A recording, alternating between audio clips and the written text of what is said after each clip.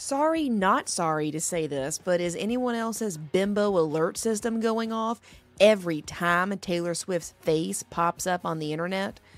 How many men has she been with? And she's only like, what, 33? There's porn stars out there going, geez, slow down, little Miss Swift. And yeah, I'm assuming she's boinking all of them immediately, because when you slide your pussy down a chair in a dance routine in your concert, then what else am I left to think? It's painful to see this rampant display of codependency played out in pop culture. She's acting like some twit from the 40s desperate to land a man. She's a billionaire. Why can't she just have a nice life? All the Swifties talk about her reputation era, but no one talks about her actual reputation. So let's recap it. Before Travis Kelce, she had more than a dozen boyfriends, and that's just the ones that we know of. She's gone through more boyfriends than plastic surgeons, I think. Sure, she stuck with Joe Alwyn for 6 years, but what warning signs did he see that made him jump ship all of a sudden? And she allegedly managed to squeeze in another boyfriend between Alwyn and hooking up with Kelce. Travis Kelce, the egghead football star. This persona that she's some feminist and girl power baddie is just so inaccurate that even the fact checkers at CNN could spot it. If you have to have a boyfriend constantly, isn't there something wrong with you? That's what people would say about an ordinary girl if she got a new boy toy 2 seconds after she broke up with the last one. How much attention does one broad need?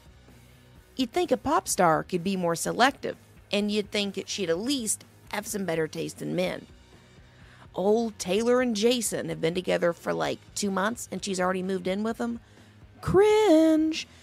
And if an average girl did this, people would think she's desperate, either for a place to live or attention, and then there's the good old-fashioned daddy issues comment. Plus, this is a rebound if I've ever seen one. Her 6 years with Joe Alwyn failed, so she goes too fast, too far, too quickly into pretending that after a few weeks that her current boyfriend is the greatest man to ever live. And sleaze rags are saying they're talking about having kids. Well, God help us all if we have to endure that pregnancy announcement. She'll be the only woman on earth to ever have a baby. She'll need her ass kissed, and the Swifties will do it for her. And then those kids will grow up to be the brattiest little twits Hollywood has seen in decades. And I just want to get one thing on the record. This is a showmance if I've ever seen one. We all know that the NFL and Team Swift have some sort of agreement. Why not get her rebound in and get paid for it? It's what America wants to see. The bottle blonde, popular girl with the football player. They get record sales on jerseys, potentially a new fan base, and lots of free PR for the NFL. I mean, who even knew who Travis Kelce was before this? I'll tell you who. No one. And why the big deal about her going to all his football games? Girls have been doing that since the beginning of time. Is she going to come out wearing his Letterman jacket next and we all gotta act surprised? Or maybe it's an Easter egg for her next album.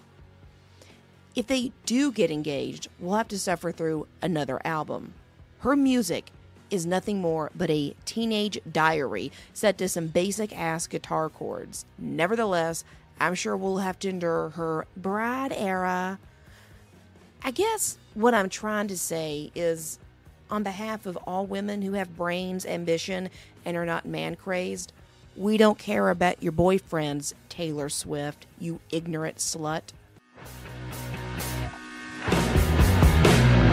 Thanks for listening to Broad Thinking. Be sure to tune in next week for an all-new episode. In the meantime, be sure to follow the Ladies Love Politics channel on TikTok, Instagram, YouTube, True Social, Brady on Social, and Twitter.